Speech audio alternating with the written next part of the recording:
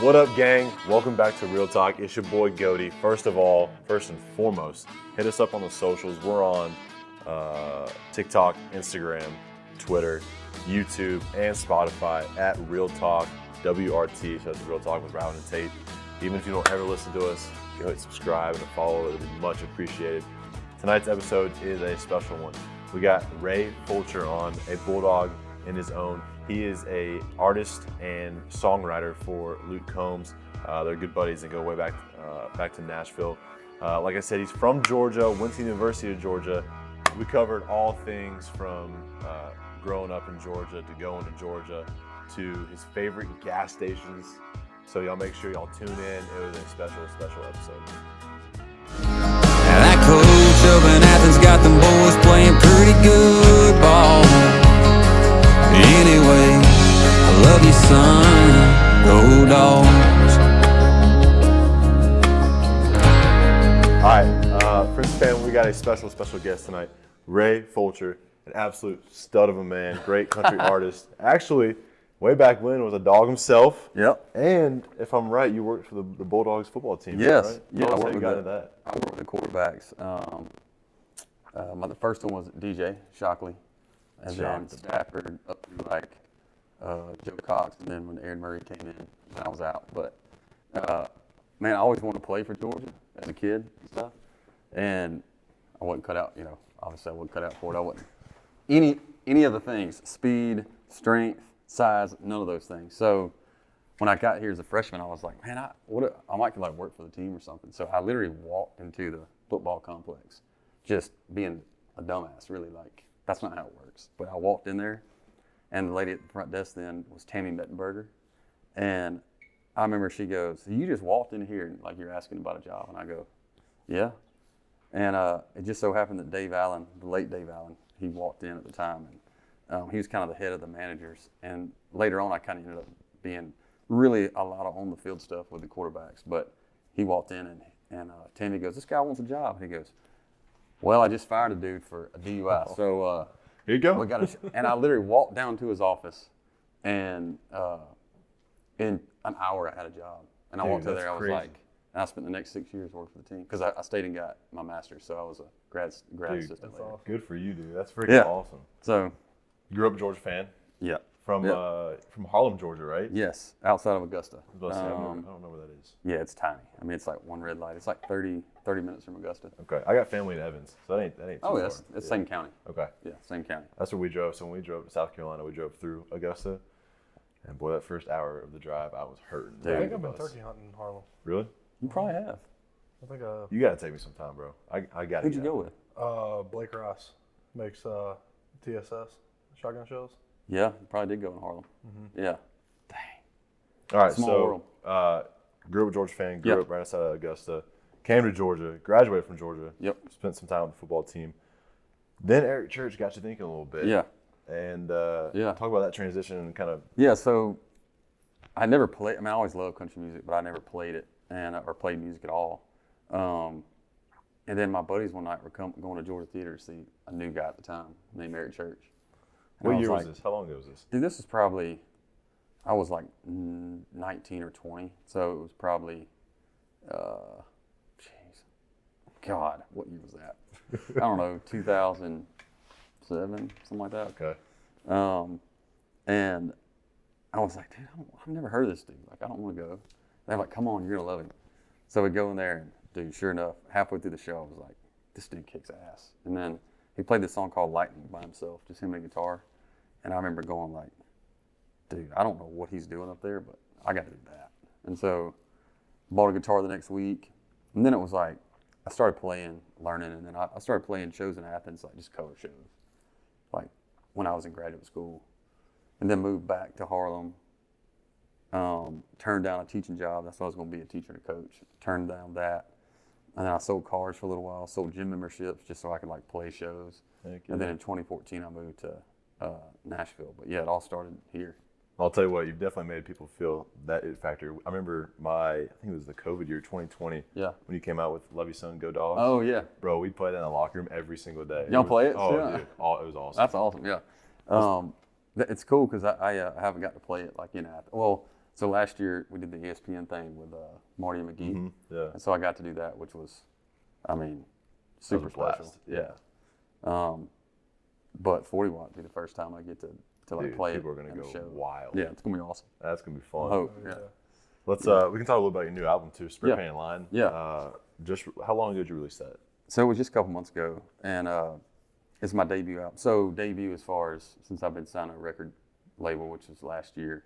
And everybody was like, put 12 songs out, or, it's 12-song record. So I put 17 on it. And I mean, just for me, all the records I grew up loving were, especially those they have just a lot of like depth to them, not just like the single songs. Like I want people when they get done with it to be like, dude, it took me on a journey kind of thing. And so in 2022, I feel like we're in a stage of like the music business with like TikTok and stuff where it's like, boom, this like one thing or one song, this one sound like goes viral and stuff. But so there's, it's, I don't know that people value kind of the big picture of like an album as much anymore, but I think that things go in cycles, right? And so I think the people that do dig into it will love it. And I've never been scared of going the long way, So I think People can appreciate it too. Yeah, and that's me, right? And so I think anything I do, I just want to be me. And so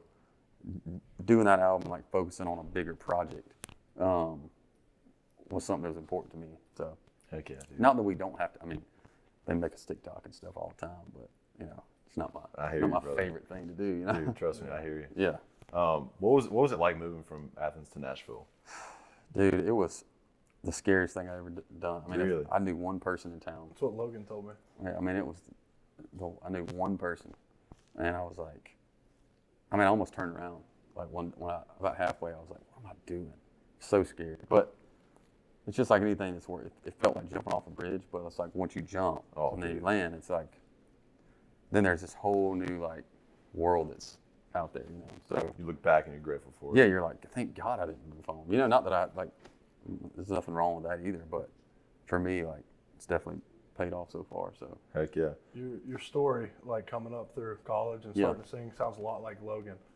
So Logan has a little bit of a head start with Jason Aldean being his uncle, but sounds a lot like his story did. Which that's we awesome. Had him Which I mean, and I'll say, you just got to make the jump right because you never know what can happen. The third day I was in Nashville, I met a guy who hadn't even moved to town yet. Just was there for the weekend, and just happened to meet him, and we hit it off. Luke Combs, and just if I would have moved 4 days later, who knows if and now we've been best friends ever since, and he's recorded 22 songs we've written together, and it's like That's special. if you just think about like if I would have never taken that chance, and so Or if you drive home for the weekend, or you're if you like, drive, "Dang, I yeah, don't you know," just then you wait a week. you It's just like, never know. So, and I went back and forth on the decision for like a year, but that's definitely taught me a lot about like taking chances and stuff. I bet, man. So what do you enjoy more? So do you love the performing and the artist aspect of it, or do you prefer the writing aspect of it? It's too like the way that I've always put it, and it's funny. I always put it in football terms to people. I go, writing is like during the week preparation, right? It's like, and not that football practice is ever fun or whatever, but it's like that's where you kind of dig in and like kind of figure out everything for Saturday. Yeah. And then being on stage is like running through the tunnel on Saturday. It's like two different kind of like one's way more cerebral. One's way more cerebral, and one's just like all gas no brakes kind of thing. And both of them, I love both of them just in very, very different ways. Yeah. All Gas No Brakes, by the way, my favorite one of your album. Awesome. Thank you. I didn't even mean to do that. I just realized that I did is that. also a banger.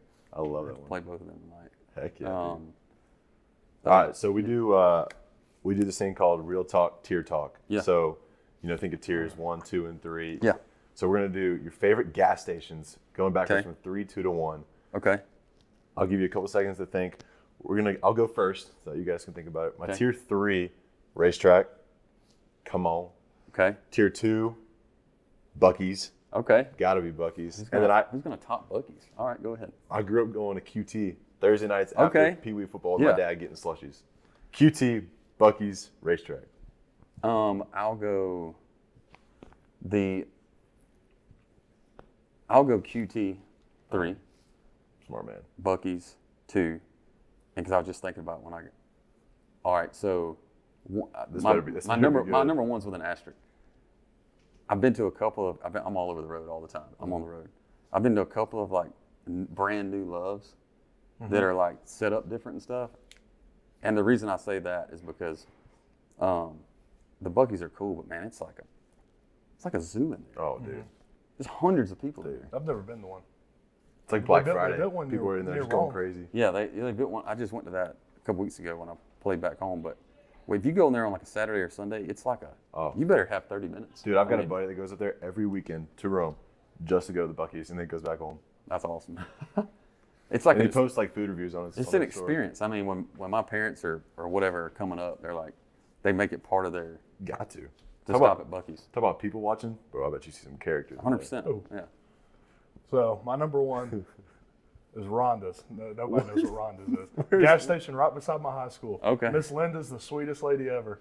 Go in there. Shout out to Rhonda's. Rhonda's is amazing. Yeah. Go in there, get whatever you want. She cut you a deal if you went to high school. Yeah. Whatever. Sold us what we needed. Yeah. You know, like gave us what we needed. Yeah, that's right. Rome, Georgia, baby. Rome, Georgia. You're right. Second, Circle K. What? Hey, my man goes back to the basics, man. I like coffee. It. Yeah. Stop there, get you a 99-cent coffee, get on the way. Number 3, probably Racetrack. I've always been the Racetrack. Racetrack guy. Beautiful. I love it.